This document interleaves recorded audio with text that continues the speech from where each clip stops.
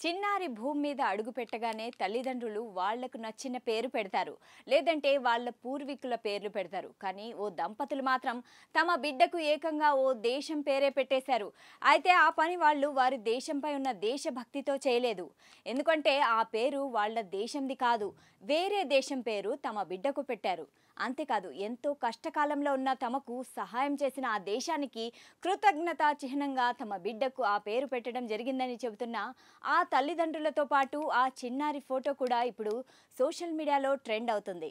ఇంతకీ ఆ చిన్నారి పేరేంటంటే, ఆ చిన్నారి తల్లిదండ్రులు తమ బిడ్డకు ఆ పేరు పెట్టడానికి కారణాలేంటి తెలిస్తే అన్నిటికంటే మానవత్వమే ముఖ్యమని, దాన్ని మించింది లేదని అనిపిస్తుంది. అయితే ప్రస్తుతం గాజాలో దారుణమైన పరిస్థితులున్నాయి. ఇజ్రాయెల్ భీకర దాడులతో గాజా అతలాకుతలమైంది. ఎటు చూసినా ఆకలి కేకలు, మరణాలు, విధ్వంసపు దృశ్యాలే ఉన్నాయి. తినడానికి తిండి లేక ఇళ్లు యుద్ధం కారణంగా నాశనం కావడంతో గజాలో నిలువు నీడ లేక జనం అల్లాడిపోతున్నారు. అయితే యుద్ధం సమయంలో సింగపూర్కు చెందిన గిల్బర్గ్ గో అనే సామాజిక కార్యకర్త ఆధ్వర్యంలోని లవ్ ఎయిడ్ సింగపూర్ స్వచ్ఛంద సంస్థ గాజాలో సేవలందించింది. మానవతా దృక్పథంతో పాలస్తీనియులకు ఉచితంగా ఆహారం అందజేసింది.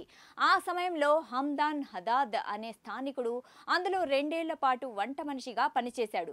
తీవ్రమైన ఆహార కొరత ఏర్పడిన సమయంలో ఈ వంటశాల నుంచే ఆయన భార్య గర్భధారణ సమయంలో భోజనాన్ని తీసుకెళ్లాడు. అదే ఆ కుటుంబానికి ఒక జీవనాధారంగా నిలిచింది. ఇలాంటి దుర్భర పరిస్థితుల్లోనే అతడు ఓ పాపకు తండ్రయ్యాడు. సంక్షోభ సమయంలో తమకు అండగా నిలిచిన దేశాన్ని గౌరవించేందుకు అతడు పుట్టిన బిడ్డకు సింగపూర్ అని పేరు పెట్టి తమ అభిమానాన్ని చాటుకున్నాడు. ఆహార కొరత, కరువు పరిస్థితులు నెలకొన్న సమయంలో తన కుటుంబం సింగపూర్ సంస్థపైనే ఆధారపడిందని హమ్దాన్ తెలిపారు.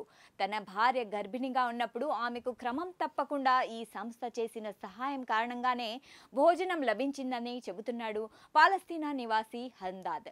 ఆమె జనన ధృవీకరణ పత్రం ఫోటోను షేర్ చేస్తూ ఓ పాలస్తీనా శిశువుకు సింగపూర్ అని పేరు పెట్టడం ఇదే తొలిసారని లవ్ ఎయిడ్ సింగపూర్ సంస్థ వీడియోను ఇన్స్టాగ్రామ్లో పోస్ట్ చేసింది. ఆ చిన్నారి మంచి ఆరోగ్యంతో ఎదగాలని ఆకాంక్షించింది. ఈ వీడియో కాస్త నెట్టింట వైరల్గా మారింది. నెటిజన్లు సైతం శుభాకాంక్షలు తెలుపుతూ చిన్నారి ఉన్నతంగా ఎదగాలని కోరుకున్నారు. ఇక ఇలా ఉంటే భవిష్యత్తులో ఎప్పుడైనా సింగపూర్ను సందర్శించాలని తాము సాదరంగా స్వాగతిస్తామని ఓ నెటిజన్ పేర్కొన్నారు. సింగపూర్ సంస్థ అందించిన చిన్న సహాయం ఒక కుటుంబానికి ప్రాణాలను నిలిపి చివరకు ఒక చిన్నారి పేరు ద్వారా ఆ దేశంతో పంచుకోలేని బంధాన్ని ఏర్పరచుకునేలా చేసింది. ఇక యుద్ధం, కరువు మధ్య ఆశ, దయ అనేవి సరిహద్దులు దాటి ఎలా సహాయపడతాయో ఈ సంఘటన నిరూపించిందని ఈ వీడియోలో ప్రపంచవ్యాప్తంగా సోషల్ మీడియాలో ప్రశంసలు వస్తున్నాయి. కాగా గాజాలో 2 ఏళ్లుగా కొనసాగుతున్న యుద్ధానికి కొన్ని రోజుల క్రితమే ముగింపు పడింది. ఇజ్రాయెల్, హమాస్ ఇరు పక్షాలు అమెరికా ప్రతిపాదించిన 20 సూత్రాల ప్రణాళికపై సంతకాలు చేశాయి. సైనికుల ఉపసంహరణకు అంగీకరించాయి. ఈ విషయాన్ని అమెరికా అధ్యక్షుడు ట్రంప్ ట్రుత్ వేదికగా ప్రకటించారు.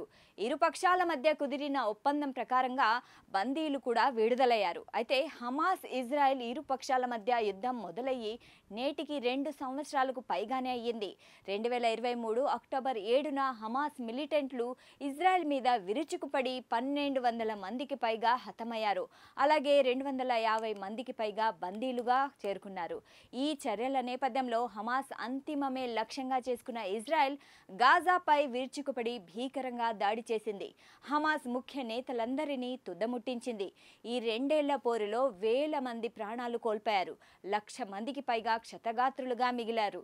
వేల భవనాలు నేలమట్టం కావడంతో గాజా రూపురేఖలే మారిపోయాయి.